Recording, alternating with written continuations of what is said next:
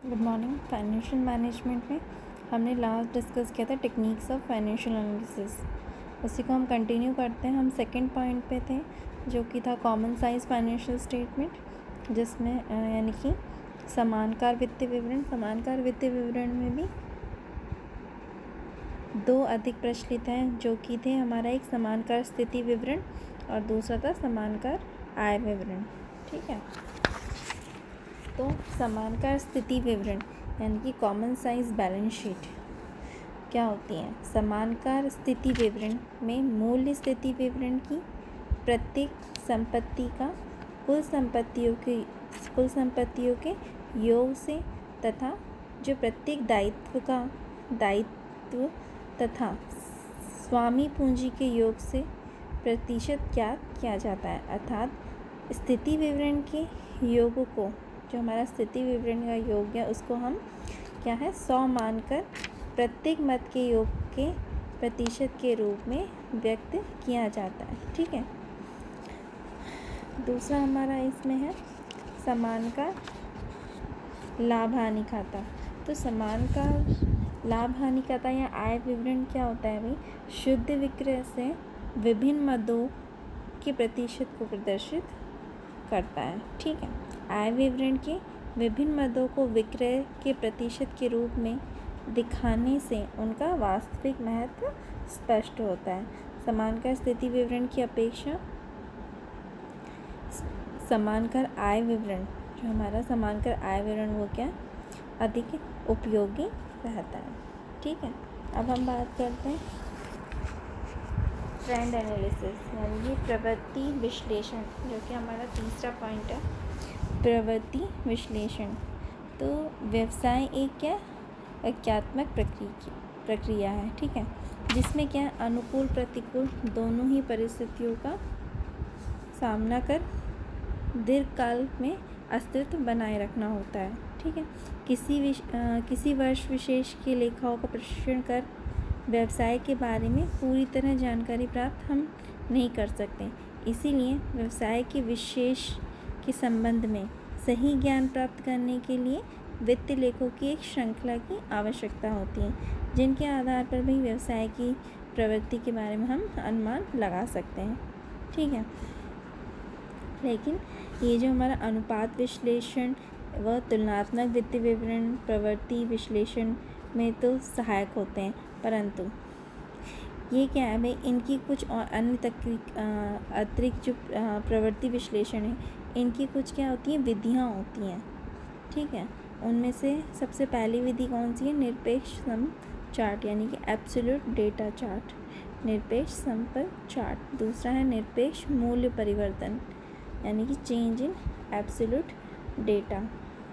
तीसरा है श्रृंखला आधार निर्देशांक एवं इन पे आधारित परिवर्तन दर, chain based index numbers and rate of change based thereon. Fourth है इसमें साधारण निर्देशांक व इन पर आधारित परिवर्तन दर यानी कि simple index numbers and rate of change based thereon. फिर आता है ट्रेंड रेशियोज और ट्रेंड परसेंटेज यानी कि प्रवृत्ति अनुपात व प्रवृत्ति प्रतिशत। ठीक है, और इसमें लास्ट है ग्राफ व चित्र यानी कि ग्राफ्स एंड डायग्राम्स से।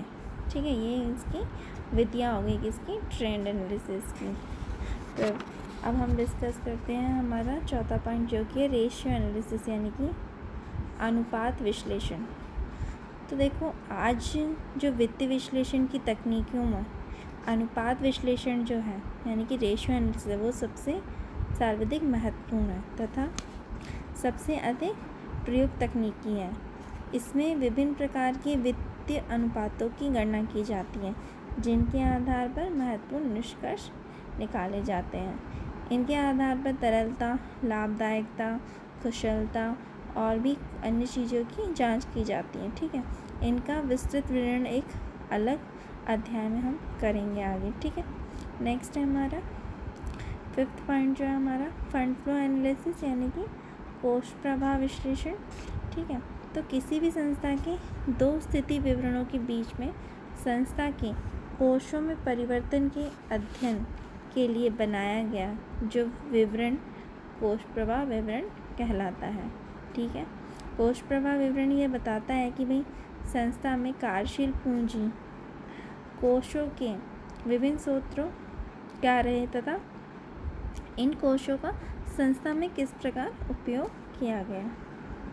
ठीक है, कार्यशील पूंजी कोषों की प्राप्ति व्यवसाय संचालन से लाभ, अंश पूंजी में वृद्धि, दीर्घकालीन ऋणों, स्थायी संपत्तियों व विनियोगों के विक्रय से प्राप्त राशि व गैर व्यापारिक प्राप्तियों आदि से हमें होती है।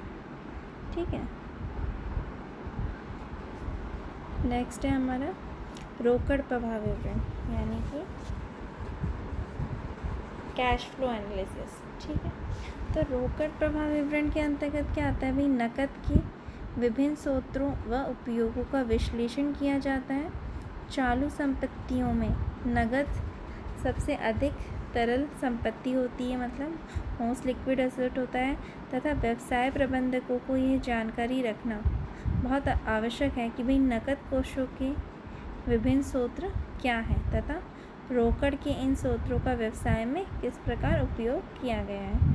ठीक है, रोकड़ प्रवाह विवरण क्या है, एक विशेष प्रकार का विवरण होता है जो कि हम दैनिक, साप्ताहिक, मासिक, त्रैमासिक, वार्षिक या अन्य किसी निश्चित समय के अंतर में हम इसे तैयार किया जा सकता है। ठीक है, ये विवरण किन्हीं दो अवधियों के मध्य व्यवसाय के नकद शेष में हुए परिवर्तन के कारणों की व्याख्या करता है।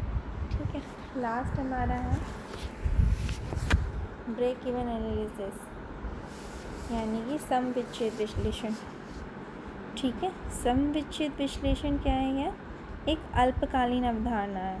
ठीक है, इसके अंतर्गत लागतों को स्थायी व परिवर्तनशील में विभक्त किया जाता है। ठीक है, और जो लागत, लाभ और विक्रय के मध्य में संबंध स्थापित किए जाते हैं। सम विच्छेद बिंदु उस विक्रय स्तर को कहते हैं जिस पर उत्पादक को ना तो लाभ होता है और ना ही हानि होती है। ठीक है, नो प्रॉफिट नो लॉस। सम विच्छेद विश्लेषण में सूचनाओं को इस प्रकार प्रदर्शित किया जाता है जिससे संस्था के प्रबंधकों को लाभ नियोजन, लागत नियंत्रण और विभिन्न प्रबंधकीय निर्णयों में सहायता मिलती है। इस तकनीकी में लागत, लाभ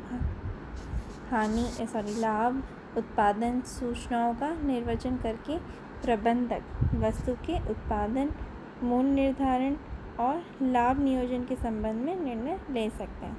ठीक है, तो ये थी हमारी टेक्निक्स फाइनेंशियल एनालिसिस की। ठीक है।